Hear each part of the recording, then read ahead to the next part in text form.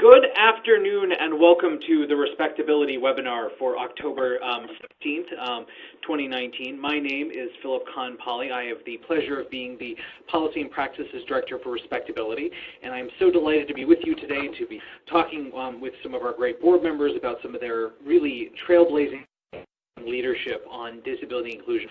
So our formal title today is Disability, Assimilation, and Six Lessons from JPMorgan Chase and Coca-Cola.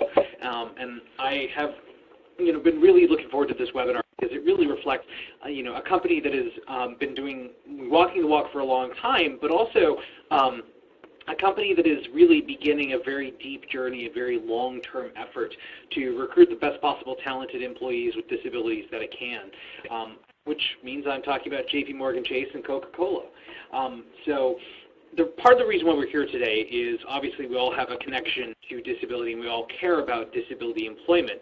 And if you care about those issues, then you know that October is National Disability Employment Awareness Month. And the theme this year is the right talent right now.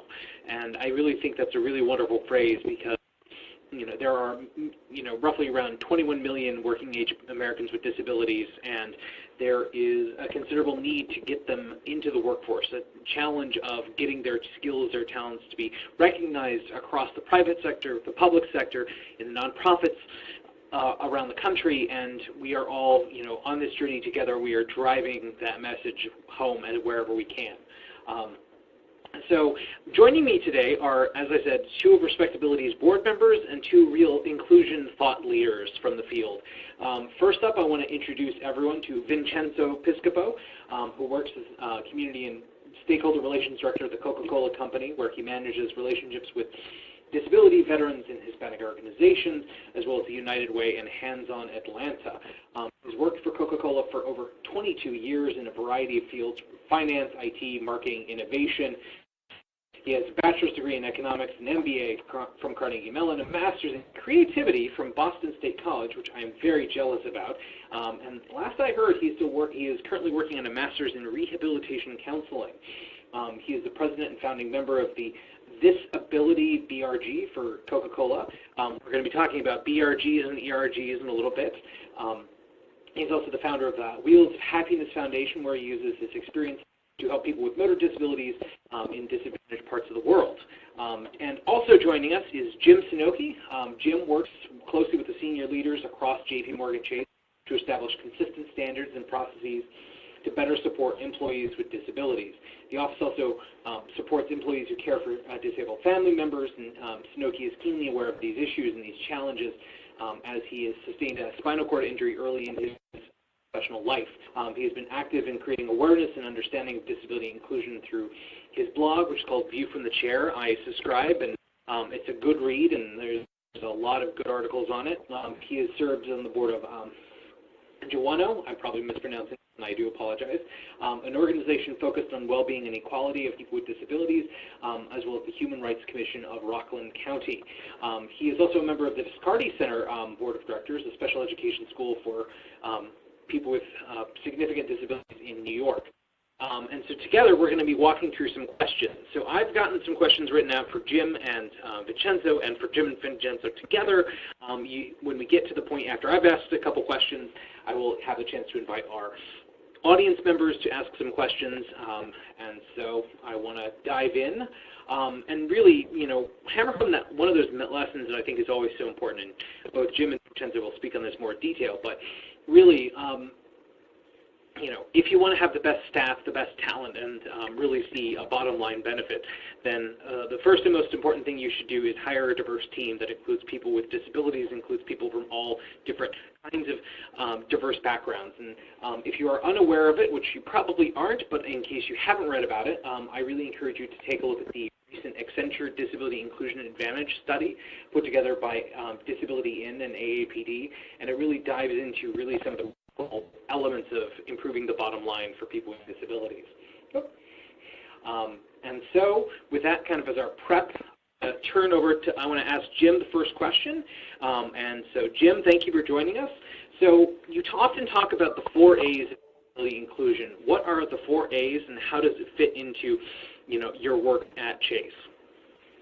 Well, the 4A's was sort of a brainchild of mine in terms of how do I demystify the whole disability discourse. I mean, for too often, people with disabilities have been associated with medical needs, wants, and the inability to fend for themselves. And so in a corporate environment, that can't get in the way, the attitudinal views of people with disabilities. So when I was asked to consider a job with JPMorgan Chase, after I retired from IBM after a 39 plus year career with them, I came up with the 4A's as a way to simplify the dialogue, demystify it, and make it less complicated. So at IBM, I had established attitude, accessibility, and accommodations as a play. But as I thought about it, we missed one thing at IBM, and it went very well at IBM, that the first three. But we missed assimilation. And assimilation has to do with creating an environment where everyone can succeed. And as we used to say at IBM, how do you move from the mailroom to the boardroom? And so at Chase, we brought this concept in, and simply put, and all of these are simple definitions that I have in my strategy, but they're all definitions that come out of the dictionary.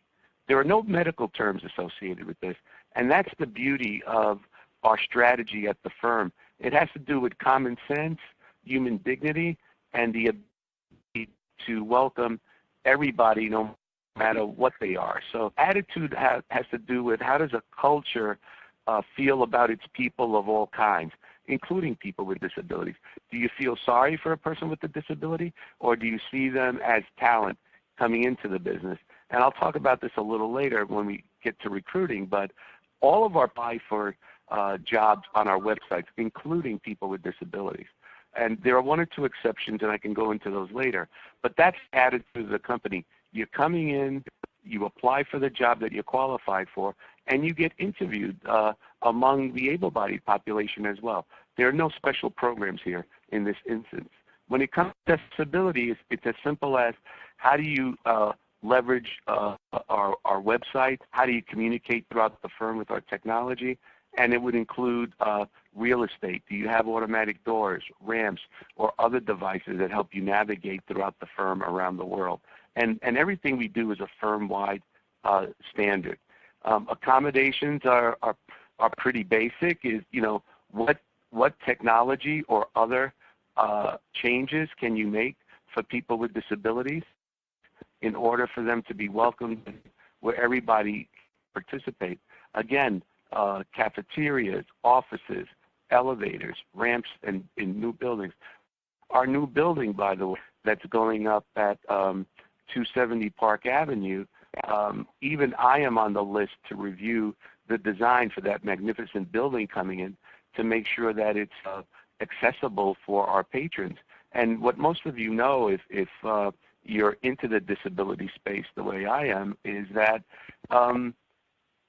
when a building is universally designed right, it works for everybody. And so there's a lot of common sense here that goes into it. And finally, again, it's the assimilation. Can we take people, again, and give them the opportunity to gain careers in a firm despite their disability? We're not pigeonholed into certain jobs. We have the full, what should I say, the full to paint for people with disabilities so they can participate as well as everybody else. And again, simple approach, simple concept, but it's also easy for people to comprehend and not fear that they'll make a mistake in doing something negatively when it comes to a person with a disability. Right. And so I want to move forward, and Jim put together a very handy slide about kind of the worldwide scope of disability. And I want to make sure people have a chance to look at that in terms of really emphasizing that, at least 1 billion people have disabilities and disability connections. And not only is that a huge talent pool, but it's also a huge marketplace for products, services, and others. So I want to move on ahead, and so I've got a slide up now that's got some lovely pictures of Jim and his family. And so, Jim, can you talk a little bit about your personal disability experience that is really at the heart of your motivation to do the work you do? Sure, and this chart is sort of like an intro into my philosophy around disability inclusion. I believe that disabled people have more in common with able-bodied people than we think. And I try to illustrate it here in my talks, wherever I go, around the world, around the United States, and even at the United Nations. I'm married to the same woman for 30 years. I've been with her for 32 years. She is able-bodied, and she always got the question, did you marry him like that? And my response was, no, I married her like that, meaning that she was able-bodied and I was sitting in a wheelchair. And so we have a marriage that's just like everybody else's. We care for each other. We fight. We cuss. We do everything everybody else does. And on the right, my son, on the right, Jimmy, and my daughter, Danielle, who's a lawyer and has 2 wonderful grandchildren, or we do, and that she provided to us, and then we spoil like heck. And my son was worked at the government in intelligence, and now he's with Booz Allen. And so we raised a family the way most people raise them, and care about their future. The middle picture depicts how I was injured in 1981 in a surfing accident in Puerto Rico. I broke my neck body surfing when I was 25 years old, and I made a mistake. But I was a person that was, very comfortable in the water. I was a lifeguard. I got a swimming scholarship at Colgate University, got my master's out of NU, and I broke my neck vacationing in Puerto Rico. And lo and behold, I became one of those people that I tried to help. I used to teach blind people how to swim in college to make extra money, and I learned so much from that. I was flown home. I worked for IBM at the time, and I was flown home by Chairman Opal, who didn't know me from Adam. I was an entry-level person at the bank for about 3 years. And he flew me home after I recovered at Rusk Institute for 18 months. After that, IBM asked me to go back to work. And to their credit, I talked to a manager. The manager said to me, Jim, I've got 15 managers working here. You interview with all 15 and you pick the job you want, and you can come in 1 day a week or whatever it takes for you to get back on your feet. Well, with that break, which was very daunting, I did work for 39 years, became an executive at IBM, and I got my life back. And so it's not easy, but our companies and people out there that get it, and I got a shot. I feel very blessed. Gotcha. Next slide. Yep. So one of the things that happens with people with disabilities that I call out all the time is my wife and I were driving back from Canada from my then daughter. My son wasn't born yet. And we stopped at a restaurant up in upstate New York, just about 10 or 15 miles south of the Canadian border. We go to a restaurant. We all sit down. My daughter was 6 years old at the time. And the waiter comes over and starts asking what we would like for dinner. So he asked my wife, and she told him, and he turned to my daughter, what would you like, honey? And she says, I want a steak, and he couldn't believe it, but she did eat steak at 6. Then he turned to me, then he turned past me and looked at my wife again and said, what does he want? And so my wife looked at him and said, you better ask him because he's leaving the tip. And that's how we got it. But this is what happens when you're a person with a disability. You're invisible. People are afraid to talk to you, or they don't think that you could speak for yourselves. And this is the paradigm that I'm trying to change with people going to work. And so my whole approach to disability inclusion is different. It's not about people helping us. It's about us telling our employers and people we work with, here's the skills I bring to help you. And I may see things differently based on my perception of things, given who and what I am and my disability. And so this is how things start to change. Next slide. Got it. And so the basic, do this for audiences all over the country, is that when people see people with disability, they think they're looking at aliens. And the reason I say that is because They don't know what to do. They don't know what to say. They're afraid of being politically incorrect. And when I do large audiences and I get a question at the end, they go, well, Jim, what do you say when you meet a person with a disability? I always say, how about hello? How about a cup of coffee? Would you like a cup of coffee? Can I help you to your table? And I always get jitters and laughter at that because they're all tentative, but they're all thinking the same thing. And I give another example. I ask people to raise their hands in order to get audience participation. And I say, look, how many of you have sons and daughters? How many of you have nieces and nephews? How many of you have friends? So the point is, everyone in the room should raise their hand. And then I say, what happens when they turn 13 or 14? And they pause, and I get into aliens. And when they become, 21 or 22, they come out of the alien stage and they say, Mom and Dad, you guys are pretty cool. But that's the same behavior that people have when they see a person with disability. And when they get to know us, they come out of that dreamland state that we're sort of different and come to terms with people with disabilities and actually get to like them, go out to dinner with them, or ask them to go out to drinks, which is what I'm trying to do. Gotcha.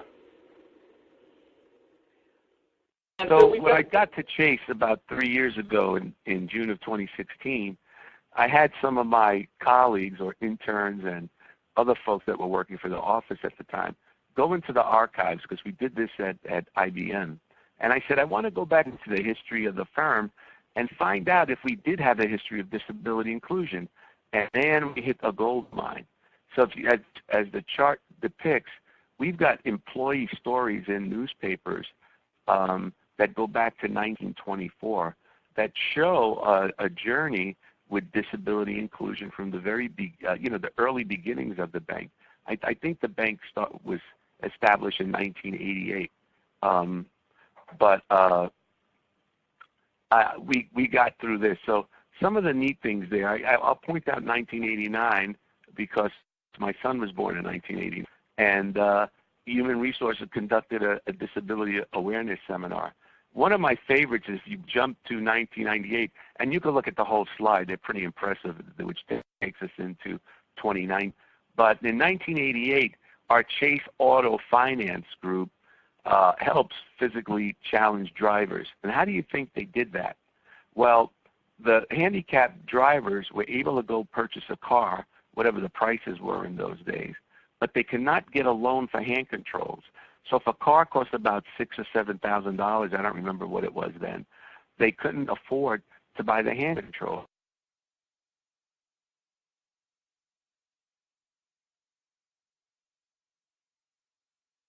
And you've heard that story before or seen it done anyplace else.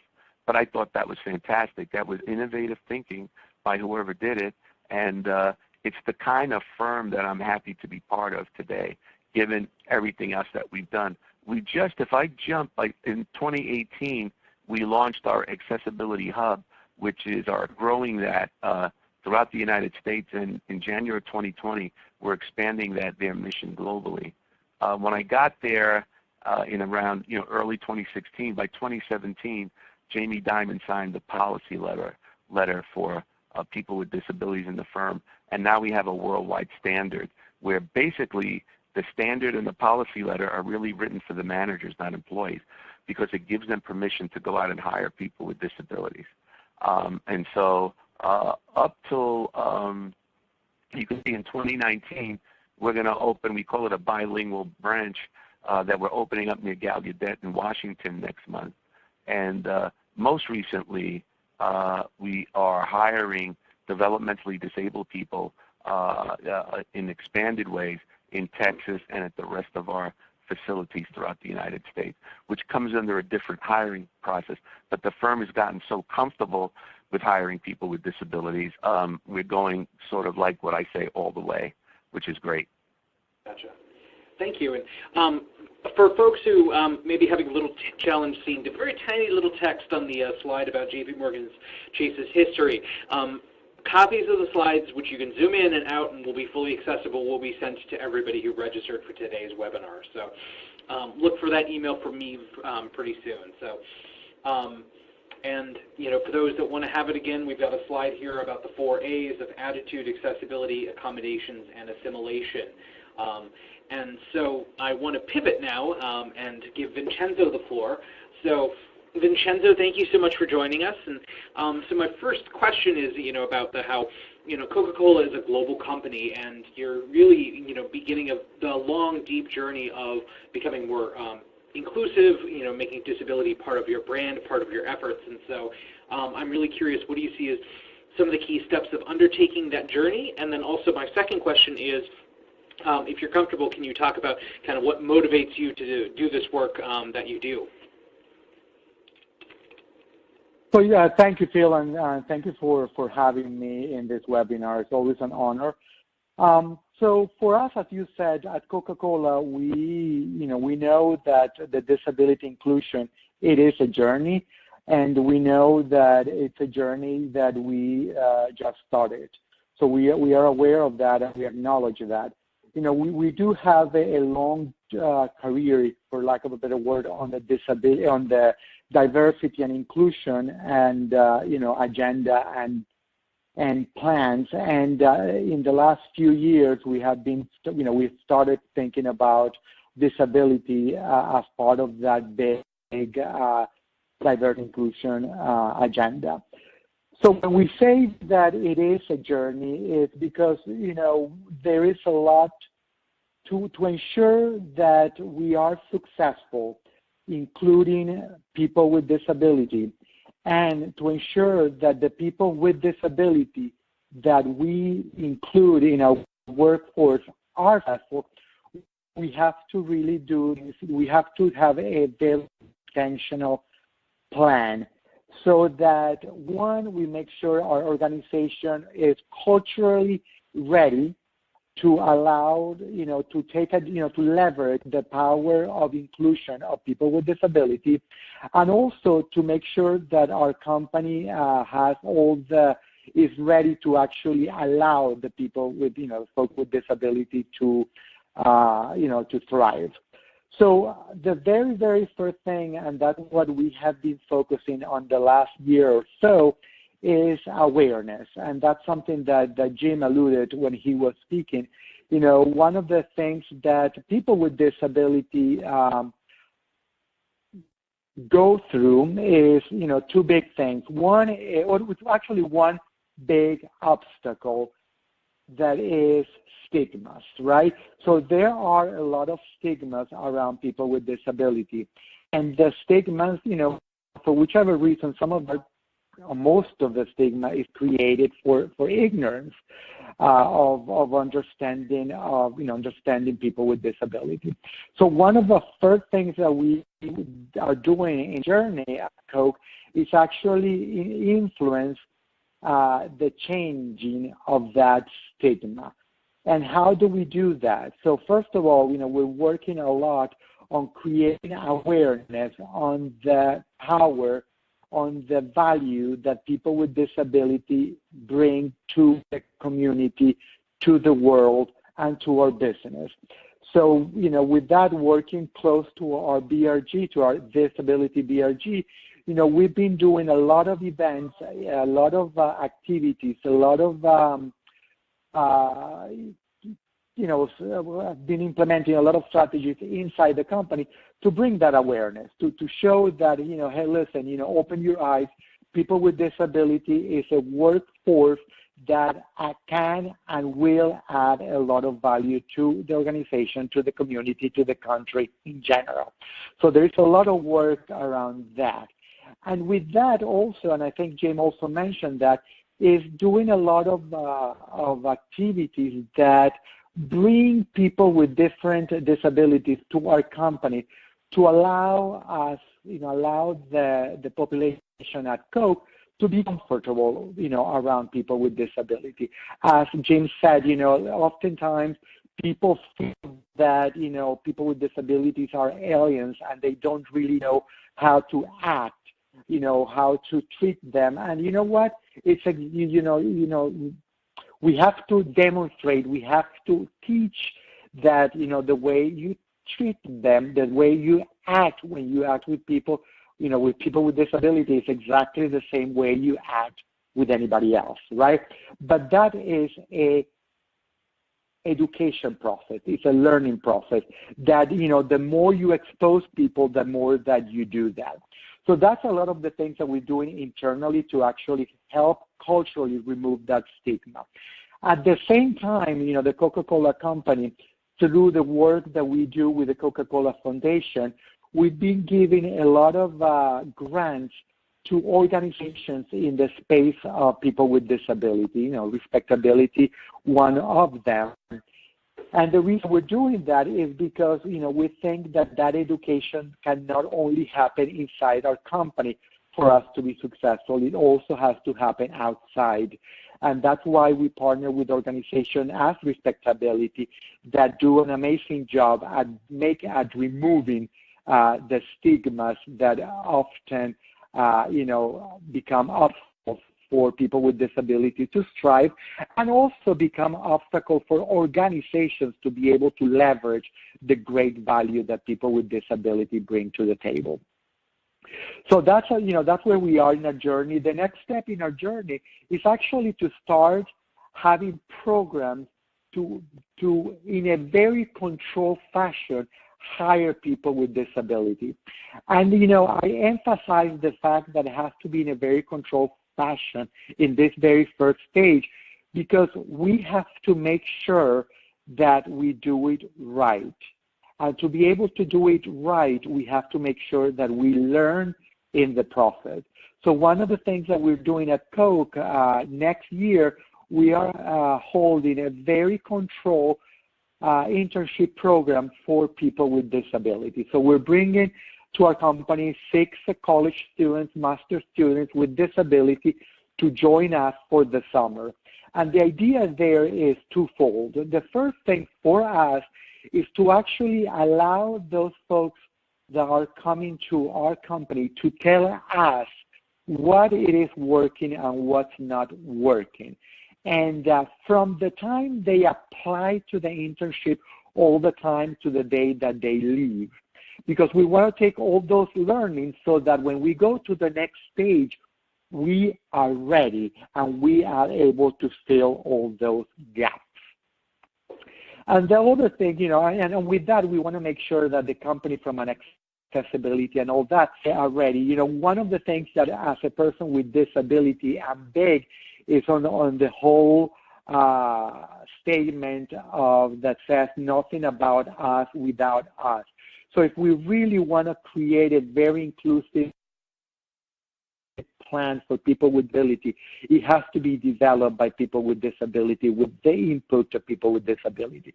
So that's why, for us it's so important to get all the insights of this group of students to help us build then a program, build more recruiting effort targeted for more people with disability. Obviously, I hope that some of those interns that, we host next summer, we end up hiring them as full-time employees. Obviously, that's not something that, we cannot promise, but, I'm very hopeful. Gotcha. So well, that's... the ultimate goal is what, Jim says, from the mailroom to the boardroom, and, you got to start somewhere, and I think that, starting with those internship opportunities is going to be really important. Correct. And then to the second question, Philip, why I'm so passionate about this, why I like doing this. I mean, it started from a selfish perspective, but now, the selfish piece of it is way behind me, and it's more because I really have realized the power that of disability inclusion brings to the table, not only to the business, but to our communities and to everybody as taxpayers. I know and I have realized it based on the brilliant people that I have met, on the potential power that community brings. It's very outstanding and very unmeasurable. And when we include them, we win, our communities win, and our country actually win. And our taxpaying dollars work better for everybody. And, our taxpayer people benefit from that. So it's a win-win story for everybody, that the more that I work in this space, the more that I want to make sure that, we leverage it so that we can, live all the benefits of it. Wonderful. And so something I want to throw this out to both Jim and Vincenzo is you both reference business resource groups, or they're sometimes also known as employee resource groups. And so I'm kind of curious, can you talk about your experiences in Coca-Cola and with Chase of using BRGs as a tool for driving inclusion? Sure, I'd be happy to. When I got at Chase in 2016, in the middle of the summer, I noticed that they were carrying the mail quite hard because there were no processes at Chase, and everything was sort of disparate, where you had medical doing one thing, employee relations doing another, HR doing another, all with good purpose, but not coordinated. And so the BRG thought they had to go in and fix things. They were helping with automatic doors and ramping and APAC or South America. And so it was sort of like the play was there, but it wasn't organized or a process put in place. So when I got in there was a little bit of hesitation for the BRG because they found the purpose and they were right, they were trying to fix things. But I said, look, the office is now coming into play and we have a strategy for this. We just got to start to set up. And it took about 6 or 7 months for us to start, getting funding for the accommodations fund. So, when a person is hired with a disability, we not only ask them to identify, but when they do, we say, what accommodations do you need? Now, some funny things happen with that. Some people said, well, I'd like a hotel close to the interview site, right? That's what they thought an accommodation was. But many other people got it. They would ask for the screen readers, other accessibility tools. But the accessibility team at our place now does a lot about contacting people with disabilities, creating a sense of community, holding events, and they're very close to me in my office in terms of what I hear on the ground around the world in terms of what's going on, what they need, what technology issues are they facing. So they do serve a purpose, but they build a sense of community among disabled organizations, all the various members of the disabled community, and we have a big program going on mental illness around the world. It started in England based on the Royal Family Edict, and we expanded it worldwide. So mental illness is a play for us too, as well as all the other disabilities. So there is a home for that, and people feel comfortable here. But that's the role the BRG plays. They play that role among employees where they could talk among themselves, learn from themselves, and anything that gets more serious than that at that level bubbles up to me eventually and other HR people, including employee relations. Gotcha. Vincenzo, can you talk about your work in Coca-Cola with the BRG? Yeah, so the BRG, at Coca-Cola we have, I believe, like 9 BRGs, one for African Americans, Asian Americans, women, LGBTQ, veterans, and disability and so on. And our BRGs are an important part of our diversity and inclusion strategy in general, right? As for the disability BRG, I have to say that our BRG is actually the one that is driving the agenda on disability inclusion.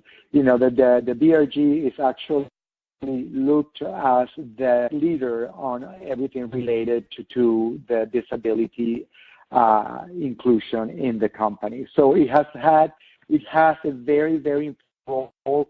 It's not a huge BRG, but it's a BRG that has people with different disabilities, and also allies, and also people with family members with disability. And they have been an amazing engine in the company for us to actually drive our disability inclusion. So, it's been very crucial for us to have that. At Coca-Cola, we don't have, we do have an accommodation office, but from a diversity and inclusion, we don't have a person solely responsible for disability. And so a lot of that work is relied on the disability, which is interesting, right? Because, all the people that work in the BRG are people that are doing that work as volunteers, and they all have their full-time jobs, but their passion for the topic, it's so big that has been enough for us to be able to drive the agenda thus far. Gotcha. That's wonderful. And I want to quickly I've been asking all the questions so far, so I want to give our folks in the audience a chance to ask any questions that they want. There's a couple ways to do that. Cicely has already used the chat box function, so thank you very much for doing that. She asked about getting a copy of the slides from today. But any audience members who want to ask a question of Jim or Vincenzo, go to the bottom left of your screen and you'll see where it says Q&A. Type in your question for us and read that out loud. Operator, anybody, can you explain how people can ask a question by phone if they want? Yes, of course, Philip. Hi, everyone. If you would like to be heard, please press 7#. That's 7#, and I will open your line. Thank you. Wonderful. And so while we're waiting for anybody who has that burning question to be answered, I wanted to ask both of you.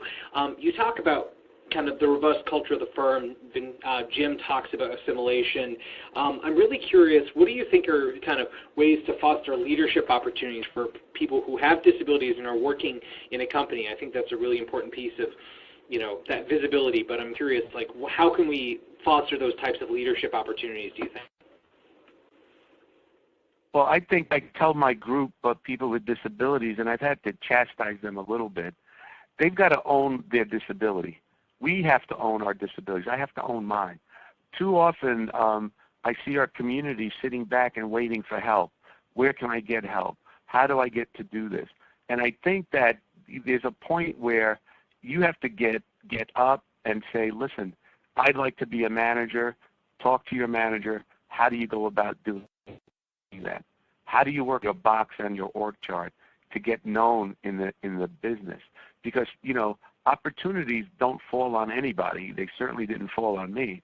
You had to earn them, and you had to drive them. So I think people with disabilities have to take some ownership, get more confident. And I know they're afraid because when I talk to them, I asked, why didn't you tell your manager you had a disability?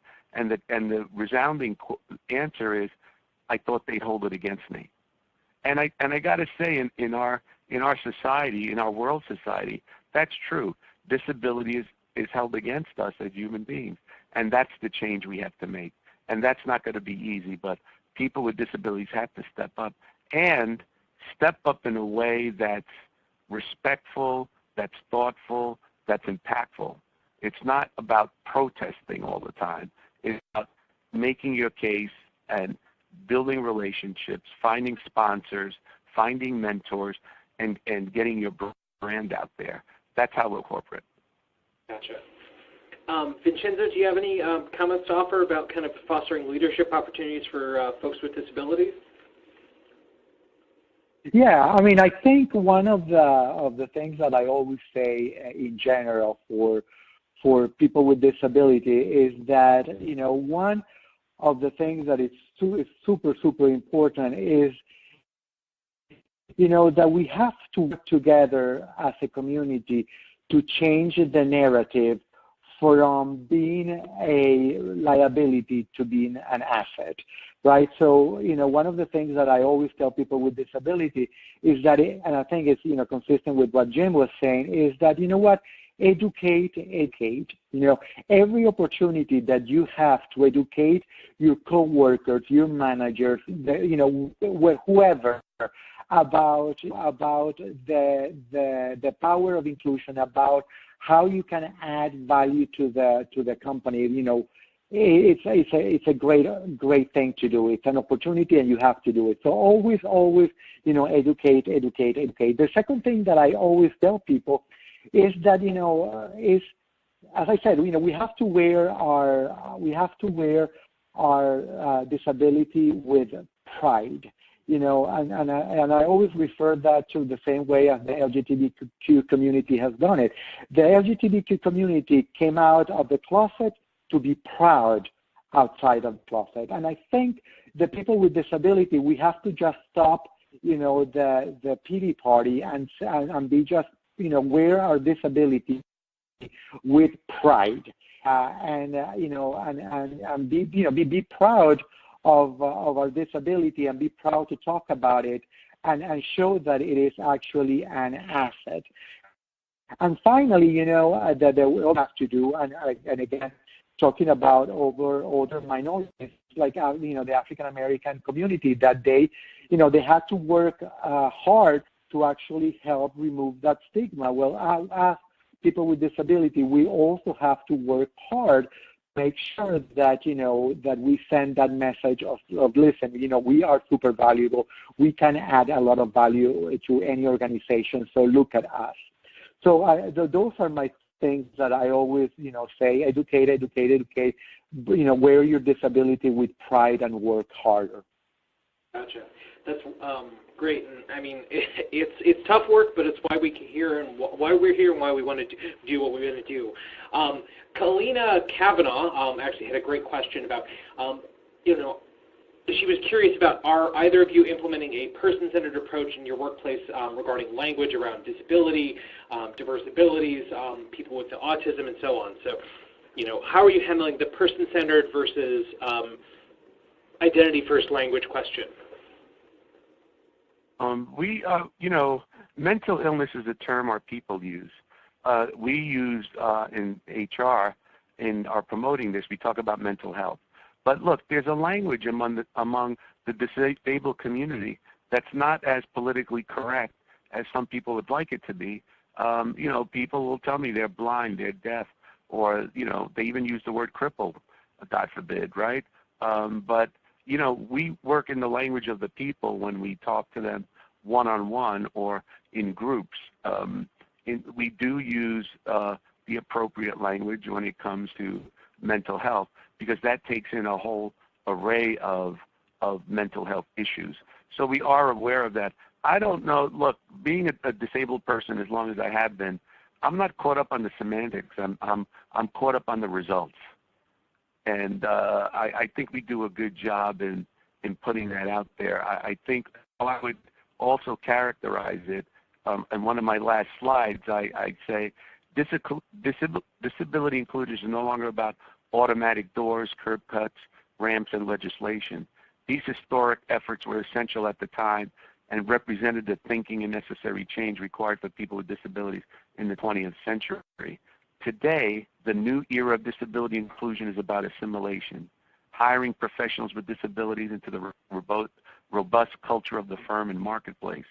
Full assimilation requires a leadership team with the will, commitment, and attitude to identify, train, and groom professionals with disabilities for leadership as we do at mainstream employees. We've got to take the target off our disabilities and what the future looks like for people who are different. And I think that's the mantra I'm on, to say, let me handle my disability. Just you think about the job you have to do and whether I'm the best candidate for it. All right. Vincenzo, do you have any comments on the language question?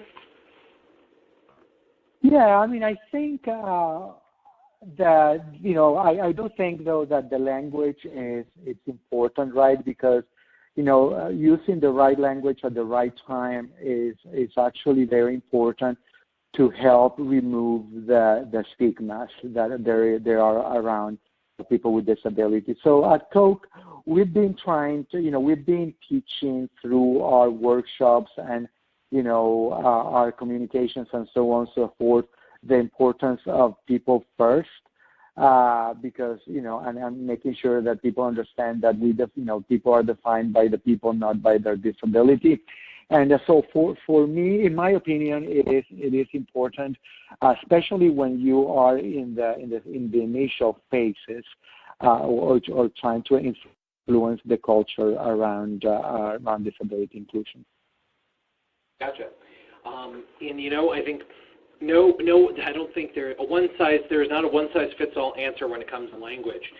But I am curious. I want to shift. So obviously, reasonable accommodations and assistive technology are important pieces of workplace inclusion. So I'm kind of curious, Jim, Vincenzo, do you have any kind of promising practices or best practices or practical experience that you want to share on providing accommodations or using assistive technology in the workplace? Yeah, we use quite a bit of it. We've provided over 7,000 accommodations in the last year, including ergonomic furniture.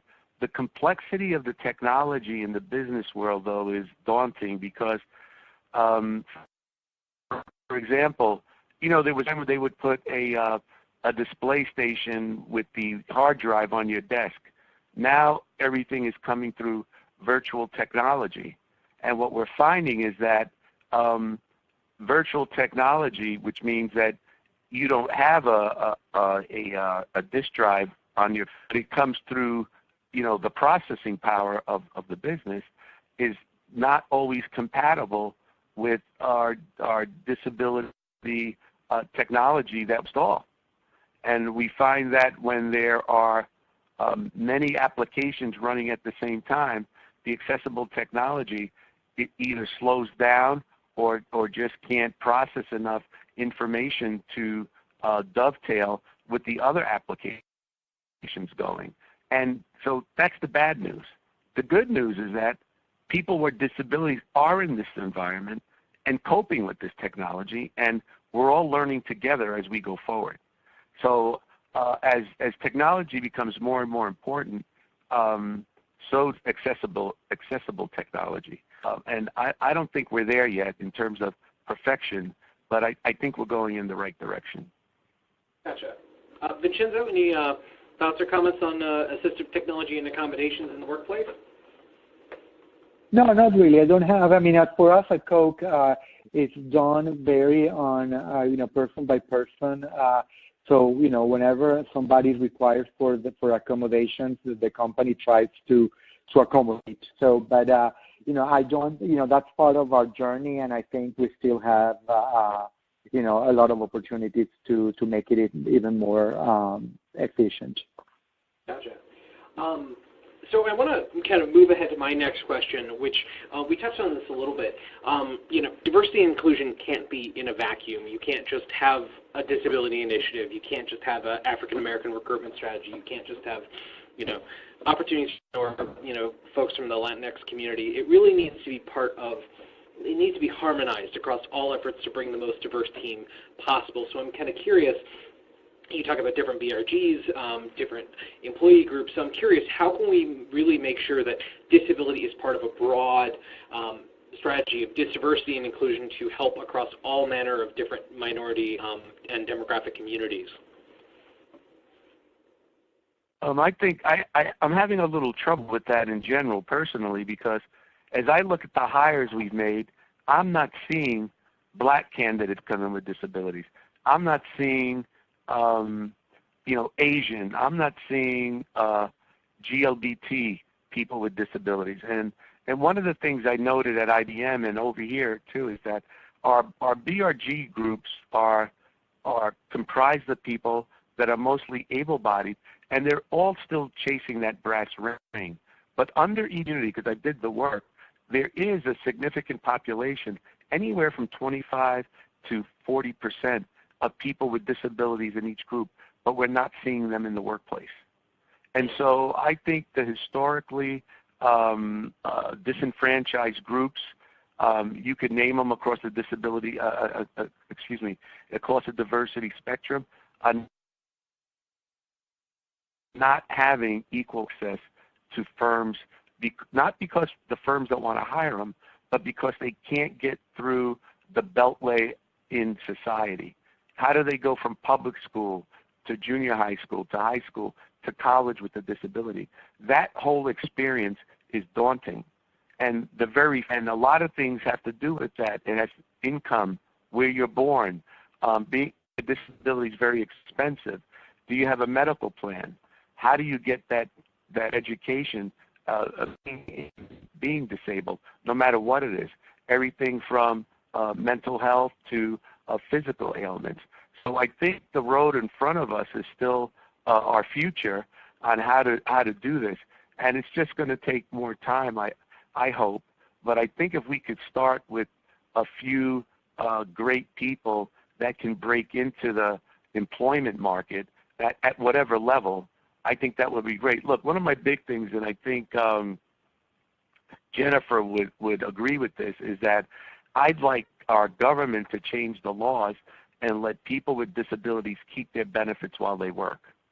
And I did a little research on that, and we found out that if people of the ages of 25 to say 35 with disabilities can get back to work and keep their benefits, they will return $490 billion in taxes back to the government. Now think about that. Right now, there is no return on investment from the government. So I think there's room for some change in our society and how we think of people with disabilities. When I did my homework, I found out that there were some of Slavic countries, and I think even Japan allows people to work and keep their benefits while they work. And I think for the very reasons that I just mentioned briefly. But I think we need a bigger change in society than what we're seeing now. No disagreement there. So, Vincenzo, any comments on kind of harmonizing across different spaces and areas of inclusion? I think that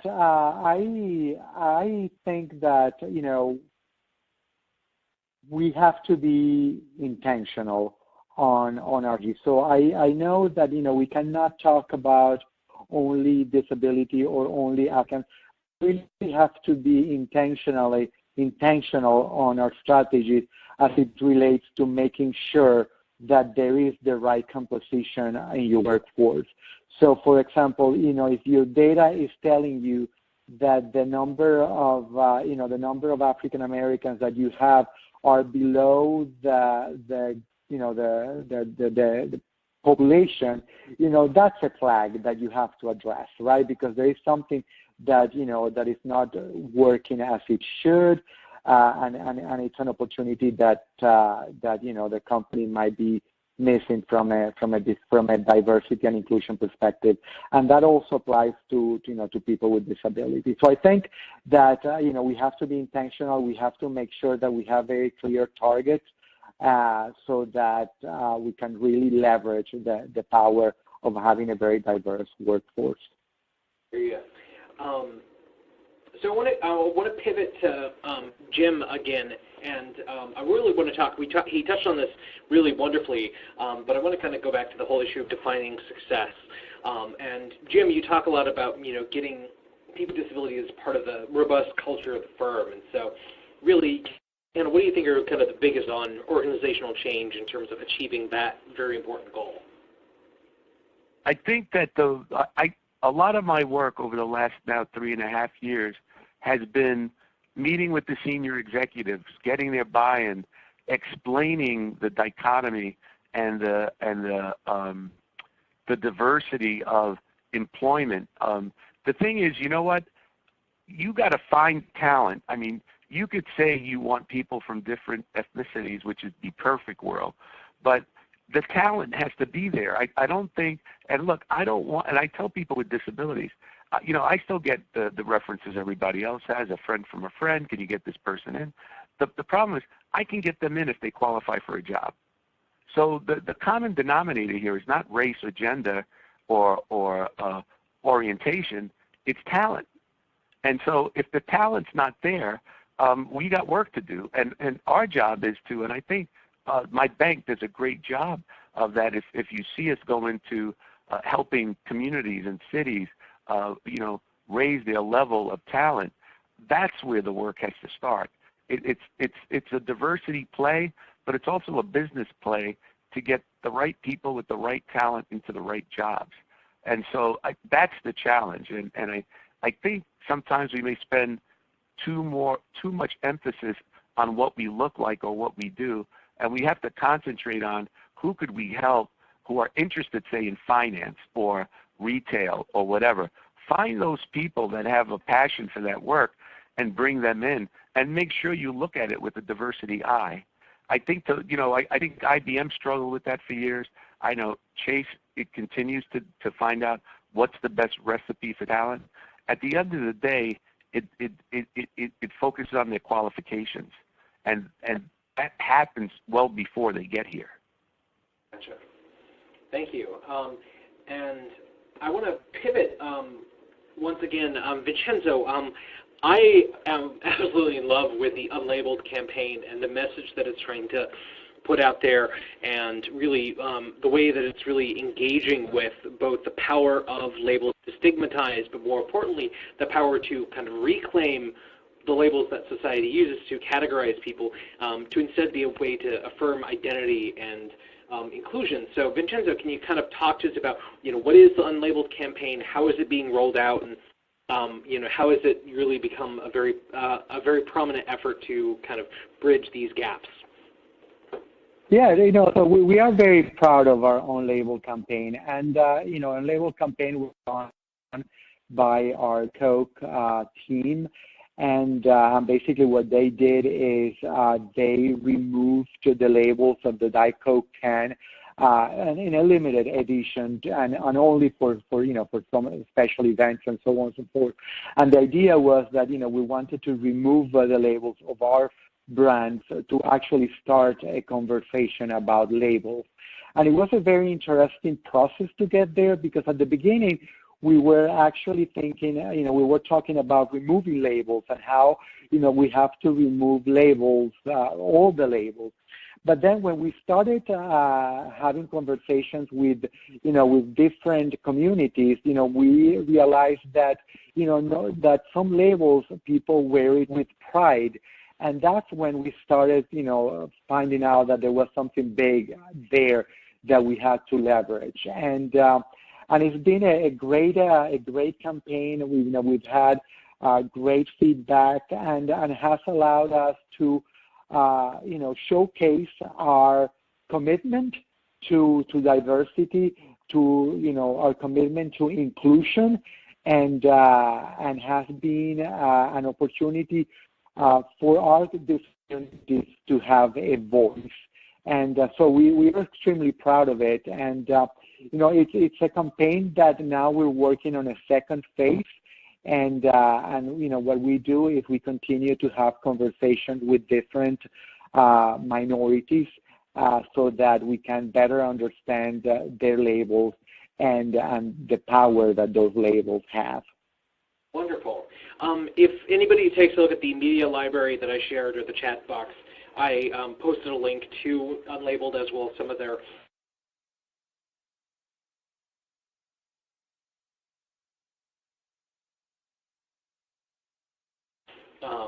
it includes a prompt to host, so really facilitate some of these conversations in a very direct way. And so, anybody who takes a look at this and really finds either this topic or what Coca-Cola is doing with the campaign, I really encourage you to think about hosting one of these kind of civic dinners to have these conversations about label inclusion and the workplace.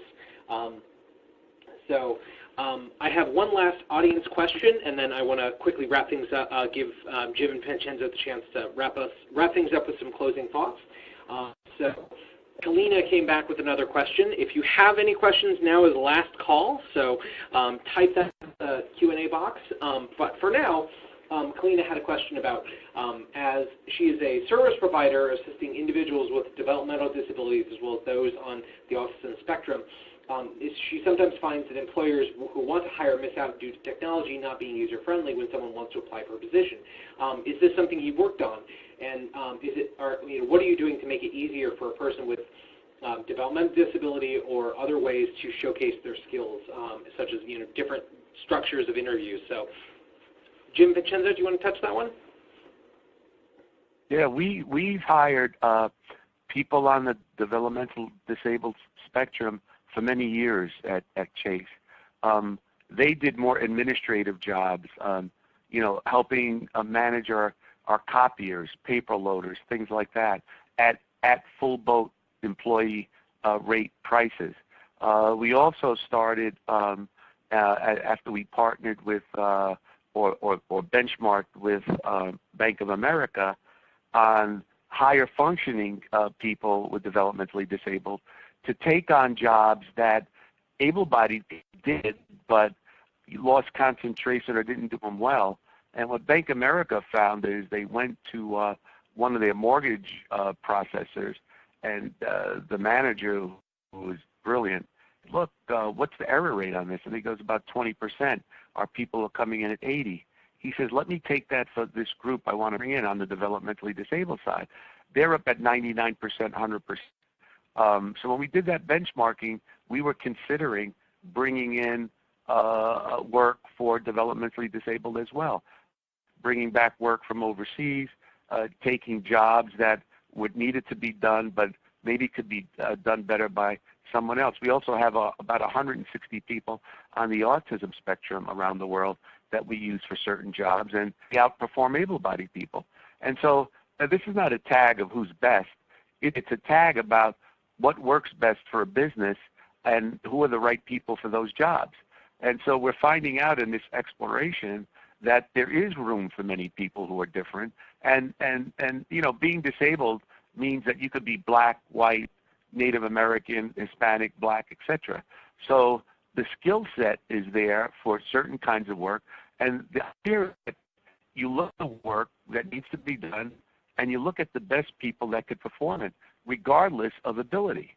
And that's what I think we're doing, and I'm very proud of what we're doing. We have an autism team, we have a development disabled team, and they all dotted line into my Office of Disability Inclusion. And so I feel like we got a robust approach, and I'd like to see it grow in the future. But it means that there's more hope for everybody with the talent to do this kind of work. Wonderful. And as I said, I want to give Jim and Vincenzo the chance to kind of offer some closing thoughts. So, what are some simple, really quick, easy things that people who are listening to this webinar, or people who are in a position to advocate for things in their firms or their organizations, what are some really simple kind of takeaway items you'd love for people to have today?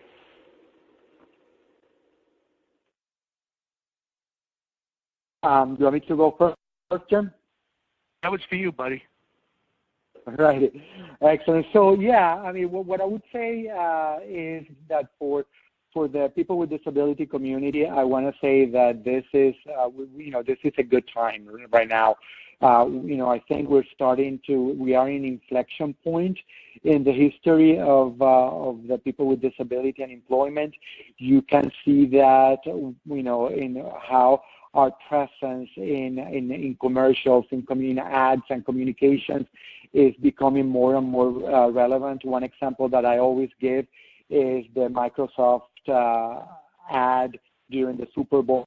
The fact that Microsoft, was committed to spend all their Super Bowl budget in a commercial for and of people with disability is a great message to all of us that organizations like JPMorgan, like Microsoft, like Coca-Cola, etc., are really taking a very close look at this community, both as consumers and as employees.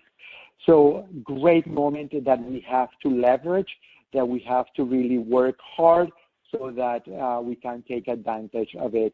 There, for the community, there is a great world out there waiting for us to conquer. We just have to go out and conquer it. I hear you. Jim, any final thoughts?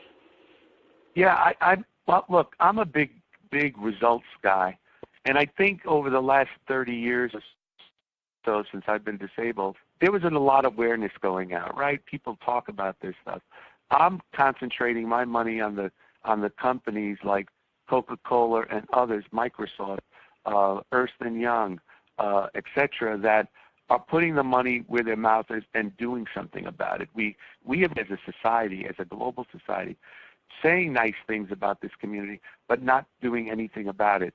And I would not have taken this job or stayed if, this firm wasn't results-oriented, and they are. And look, they took a chance with me. They took a chance on the disability inclusion segment because no one has done it well at all, and neither have we. And I think we got a long way to go, but I see better progress than I ever have since I was injured and worked at IBM and other places. The fact that I've never been unemployed in 42 years now with a disability is a testimony to companies like Chase and to IBM and to even companies like Coca-Cola that are on a new journey. But the thing is, talk is cheap.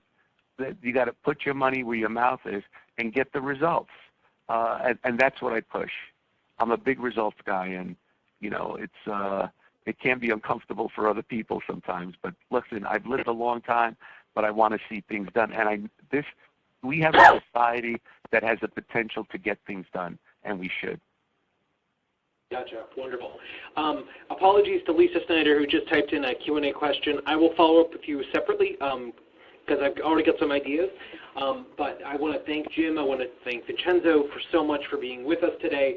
If you would like to know more, we've got 2 more webinars coming up as part of our ending series, and I've got a big new thing I need to talk to everybody today. If you really enjoyed this content, I encourage you to check out our webinar on this coming Tuesday, October 22nd, where we're going to be shifting gears and talking about vocational rehabilitation. Our good friends at Iowa VR are doing a presentation with us about business engagement strategies, some of the work they've done around hiring people with disabilities, really interesting work they've done in rural communities to get folks with disabilities into the workforce. Iowa has consistently had one of the highest employment rates for people with disabilities across the entire country, and so they've got interesting work they're going to talk through with us on Tuesday at 1:30 p.m. Eastern. RSVP for that on our website. Our last National Disability Employment Awareness Month webinar is going to feature yours truly talking about building a culture of inclusion for talented employees with disabilities. On Wednesday, October 30th at 1:30 p.m., I'm going to do a run-through of a presentation I recently gave at the really wonderful Starkloff Work Summit, talking about how to use internal, external, and new strategies to really build inclusion. I'll dive in more on things like employee resource groups, leveraging leadership to send the right message, how to write policies, all of that in a really very detailed way. So register if you have the chance. Next up, we're shifting gears a little bit, and in the months ahead, Respectability is partnering with a large number of outside groups who are some of the leading thought linkers in the field of philanthropy and inclusion, and we're going to be working with them on hosting a new webinar series that's dedicated to diversity, equity, accessibility, and inclusion with the purpose of training people in each of those topic areas. There is incredible work that needs to be done to bring more of the disability lens to a lot of different programs, a lot of different policies and efforts. And this webinar is going to be one small part of moving that train forward. The webinar series started with a Disability 101 and a Disability History webinar on November 6th and November 13th. Then we're going to be talking about things like accessible events, recruiting and accommodating employees with disabilities, using inclusive storytelling, making websites accessible, making social media accessible, really issues around legal rights in the workplace, and so much more. So look up that series on our website at respectability.org/accessibility-webinars.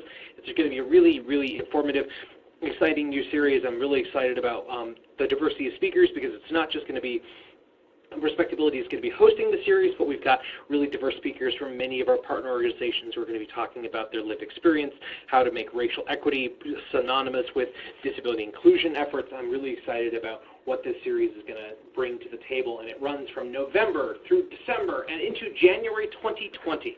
So please look up our website. Please join us. Thank you again. It has been a pleasure to have you with us, our audience. Jim and Vincenzo, thank you so much once again. And that concludes today's webinar. Thank you. The moderator has ended the conference. Goodbye. Thank you for calling.